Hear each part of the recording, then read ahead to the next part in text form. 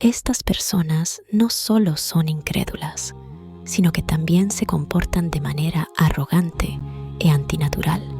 No seguir al profeta después de admitir su veracidad significa que uno sigue conscientemente lo falso. ¿Y qué insensatez puede ser mayor que esta? Algunas personas declaran: no necesitamos a un profeta para nuestra guía y podemos encontrar el camino hacia la verdad por nosotros mismos. Esta también es una opinión defectuosa. Probablemente has estudiado geometría y sabes que entre dos puntos solo puede haber una línea recta. Todas las demás líneas son torcidas o no llegarán al punto en cuestión. Lo mismo ocurre con el camino hacia la verdad, que en el lenguaje del Islam se llama el camino recto. Este camino comienza desde el ser humano y va directamente hacia Dios. Este camino obviamente puede ser uno y solo uno. Todos los demás caminos constituirían aberraciones y llevarían por el camino equivocado. Este camino recto ha sido ilustrado por el profeta y no existe ni puede existir otro camino recto además de él. El hombre que lo ignora y busca otros caminos es víctima de su imaginación. Elige un camino y lo imagina como el correcto, pero pronto se encuentra enredado y se pierde en el laberinto creado por su fantasía. ¿Qué pensarías de una persona que ha perdido su camino?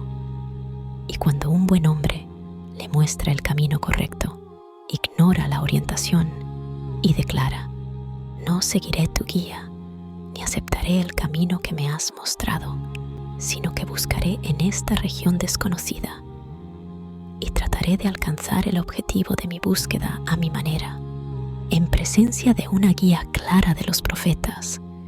Esto es simplemente estupidez. Si todos intentaran empezar de nuevo, desarrollando un sistema de guía divina desde cero, sería simplemente un gran desperdicio de tiempo y energía. Nunca hacemos esto en el campo de la ciencia o las artes. ¿Por qué hacerlo aquí? Este es un error común y un poco de reflexión revelará sus fallos y debilidades. Si lo piensas seriamente, notarás que una persona que se niega a creer en el verdadero profeta no puede encontrar ningún camino, recto o de otro tipo, para llegar a Dios.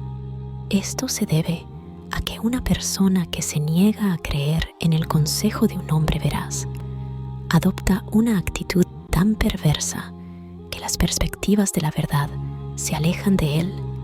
Se convierte en víctima de su propia obstinación, arrogancia, prejuicio y perversidad. A menudo, su negación de la verdad se debe simplemente a la arrogancia o a una voluntad ciega de evitar el cambio.